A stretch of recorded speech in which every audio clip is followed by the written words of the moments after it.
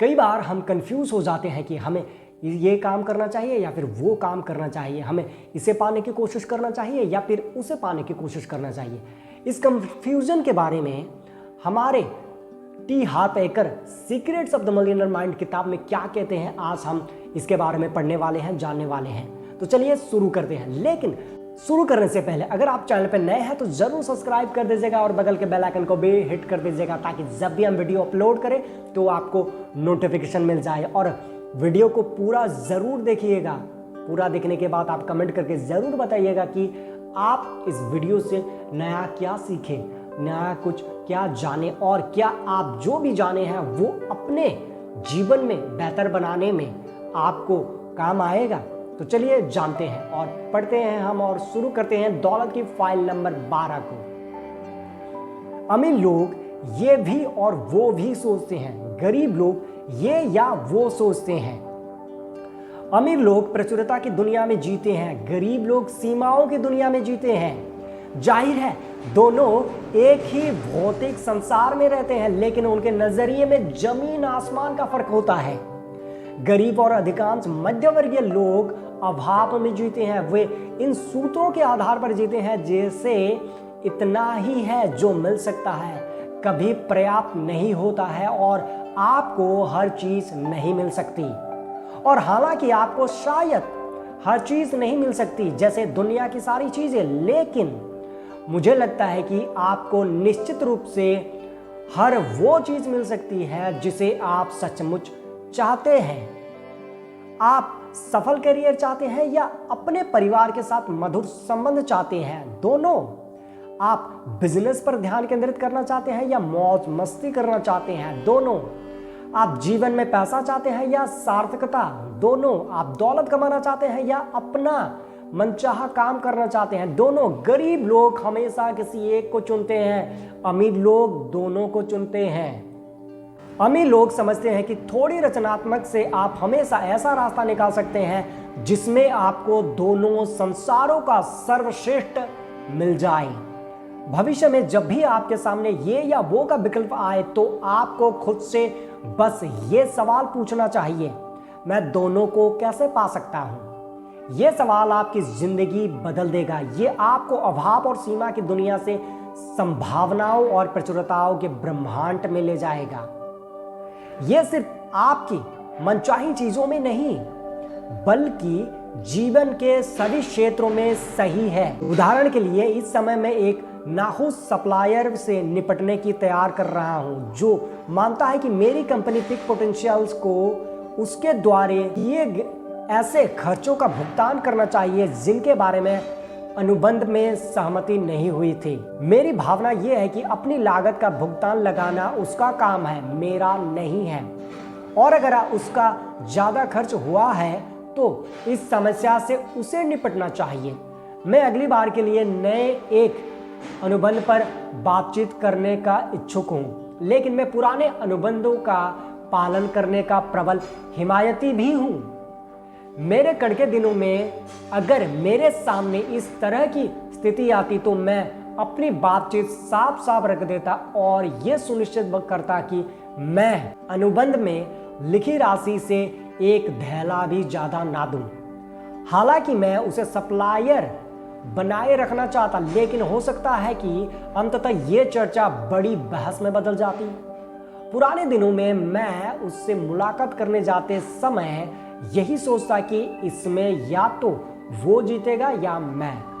बहरहाल आजकल मैंने खुद को दोनों के संदर्भ में सोचने के लिए प्रशिक्षित कर लिया है, इसीलिए मैं इस बातचीत में पूरे खुलेपन के साथ ऐसी स्थिति बनाने जा रहा हूं जहां मैं उसे ज्यादा भुगतान नहीं करूंगा और वो मेरे प्रस्ताव से बहुत खुश भी होगा। दूसरे शब्दों में मेरा लक्ष्य दोनों को पाना है।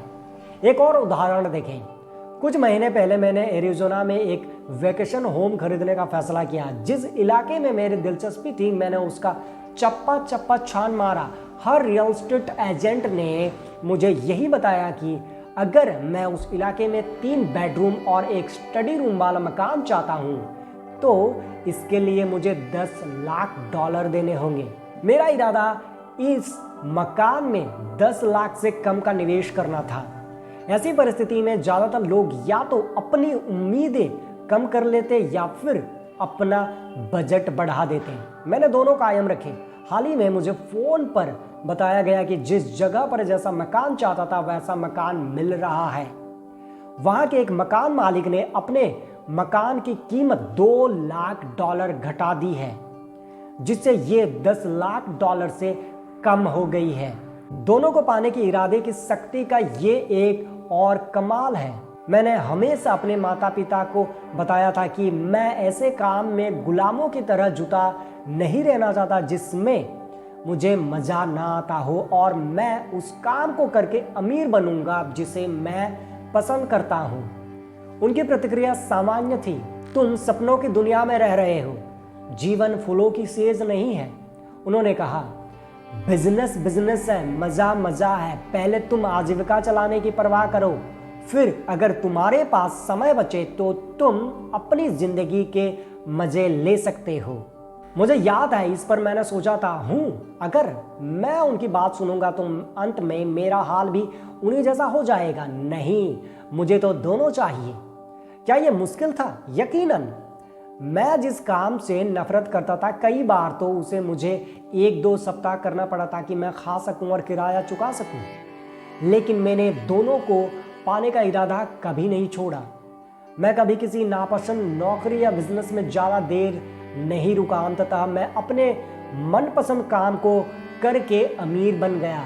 अब मैं जानता हूं कि ऐसा किया जा सकता है। आज मैं सिर्फ वही काम और प्रोजेक्ट लेता हूं जो मुझे पसंद होते हैं।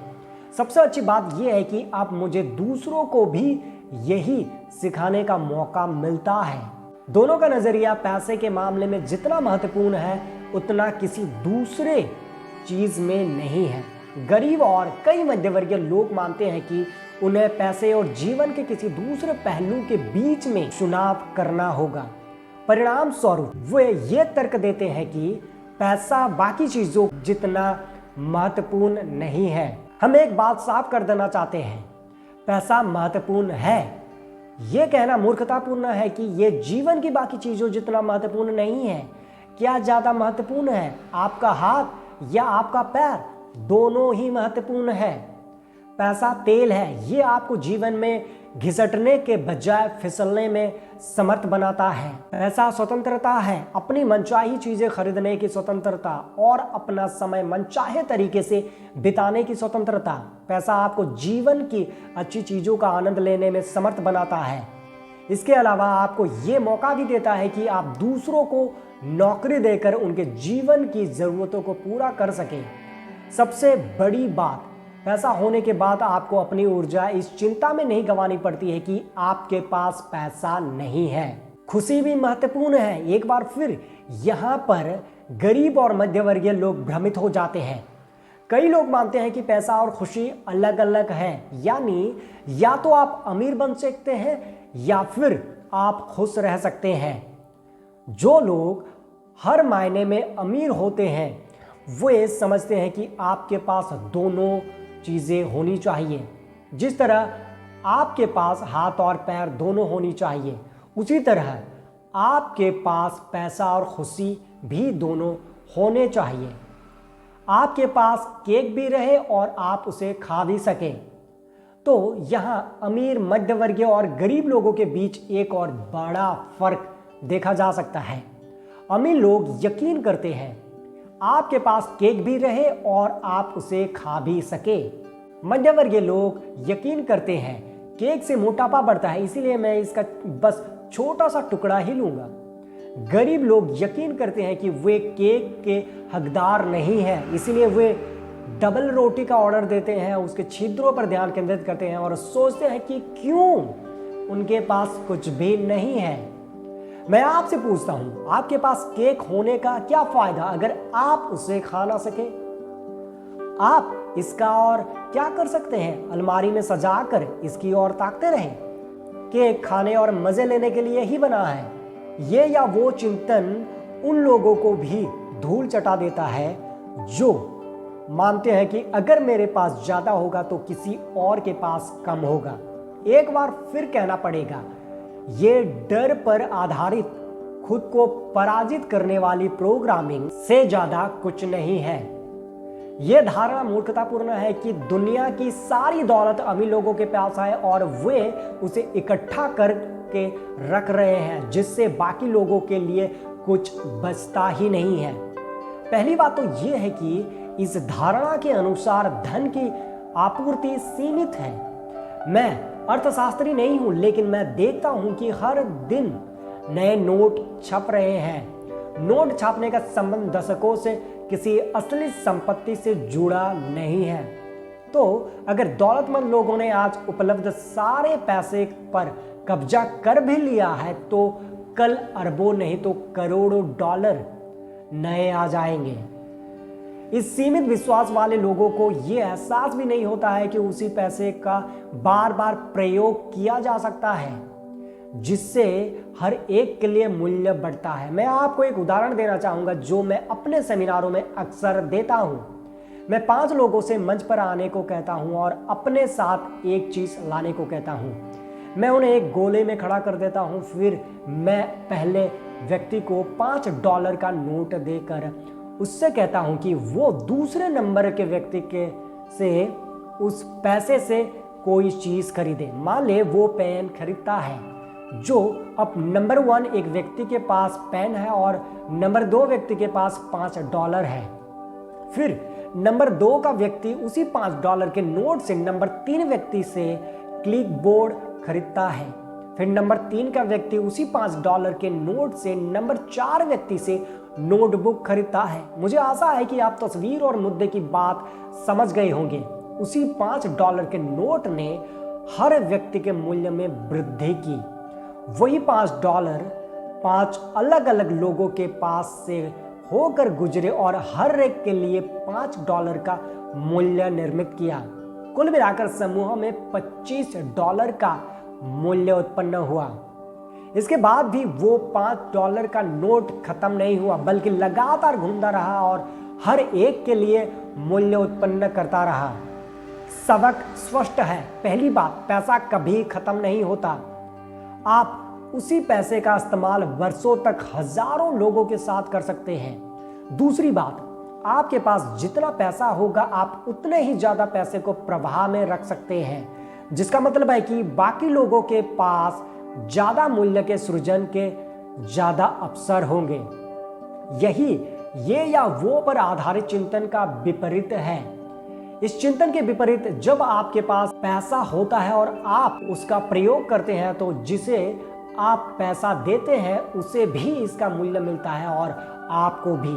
मैं ये बात सीधे सीधे कहना चाहूंगा, अगर आप दूसरे लोगों के बारे में इतने ही चिंतित हैं और ये सुनिश्चित करना चाहते हैं कि उन्हें इसका हिस्सा मिले, तो अमीर बनने की पूरी कोशिश करें ताकि आप समाज में पैसे के प्रभाव को बढ़ा सकें।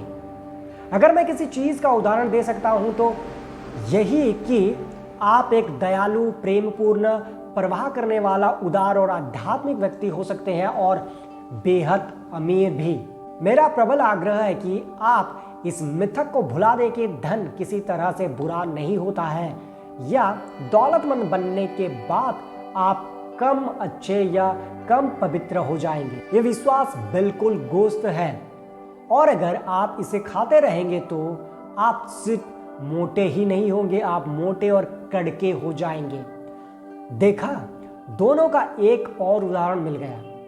मित्रों, दयालु, उदार और प्रेमपूर्ण बनने का इस बात से कोई लेना देना नहीं है कि आपके पर्स में क्या है या क्या नहीं है। इन गुणों का संबंध तो इस बात से है कि आपके दिल में क्या है। पवित्रता और आध्यात्मिकता का इस बात से कोई लेना देना नहीं है कि आपके बैंक अकाउंट में क्या है या क्या नहीं है। इन गुणों का संबंध तो इस बात से है कि आपकी आत्मा में क्या है।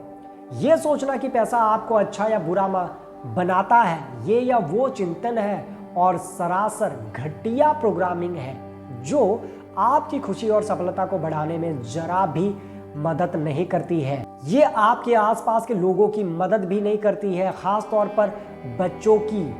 अगर आप अच्छे इंसान बनने पर तुले हुए ही हैं तो फिर इतने अच्छे जरूर बने कि अपनी कमजोर करने वाली धारणाओं से अगली पीढ़ी को संक्रमित ना करें। अगर आप सचमुच बिना सीमाओं वाला जीवन जीना चाहते हैं, चाहे स्थिति जो भी हो, तो ये या वो चिंतन छोड़ दे और दोनों के इरादों को कायम रखें। घोषणा दिल पर हाथ रखकर कहें, मैं हमेशा दोनों के संदर्भ में सोचता हूं। अपना सिर छूकर कहें, मेरे पास मिलियनर मस्तिष्क है। मिलियनर मस्तिष्क की गतिविधियां, दोनों चीजें पाने के लिए सोचने और ऐसा करने के तरीके खोजने का अभ्यास करें। जब भी आपके सामने विकल्प प्रस्तुत किए जाएं तो खुद से पूछें, मैं दोनों कैसे पा सकता हूं। जागरूक बने कि धन का प्रवाह हर व्यक्ति के जीवन में मूल्य बढ़ाता है। जब भी आप पैसा खर्च करें तो खुद से कहें, यह पैसा सैकड़ों लोगों के पास से गुजरेगा और सबके मूल्य में वृद्धि करेगा। खुद को दूसरों का रोल मॉडल माने, दिखाएं कि आप दयालु, उदार, प्रेमपूर्ण और अमीर बन सकते हैं। तो चलिए दोस्तों, आज के वीडियो में इतना ही। मैं पूरे विश्वास के साथ कह सकता हूं कि आप इस वीडियो से कुछ नया सीखे हैं, कुछ नई बातें जाने हैं और जो भी सीखे हैं वो अपने जीवन में अमल करने वाले हैं। अगर वीडियो अच्छा लगा हो तो जरूर लाइक कर दीजिएगा, और जबकि आप यहाँ तक देखे हैं इसका मतलब आप कुछ ना कुछ जरूर सीखे हैं और कुछ नया जानना चाहते हैं। तो कमेंट करके आप जरूर लिखें और हमें जरूर बताएं। और अगर आप चैनल पर नए हैं तो चैनल को सब्सक्राइब कर दीजिए और बगल के बेल आइकन को भी हिट कर दीजिए, ताकि ऐसे ही वीडियो हम जब भी अपलोड करें तो आपको नोटिफिकेशन मिल जाए। और शेयर जरूर करें उन लोगों के साथ जो कि आपकी तरह आगे बढ़ना चाहते हैं, आपकी तरह नया कुछ सीखना चाहते हैं। मेरे वीडियो को यहाँ तक देखने के लिए और आप खुद को बेहतर बनाने में अपना समय देने के लिए आपको बहुत बहुत धन्यवाद। तो चलिए हम मिलेंगे अगले वीडियो में। अगले वीडियो में हम जानेंगे दौलत की फाइल 13 को, जिसमें अमीर लोग अपनी नेटवर्थ पर ध्यान केंद्रित करते हैं और गरीब लोग अपनी आमदनी पर ध्यान केंद्रित करते हैं। ऐसा क्यों होता है, इसके बारे में जानने के लिए तो चलिए खुश रहिए और मेहनत करते रहिए। मिलते हैं हम अगले वीडियो में। Thank you so much.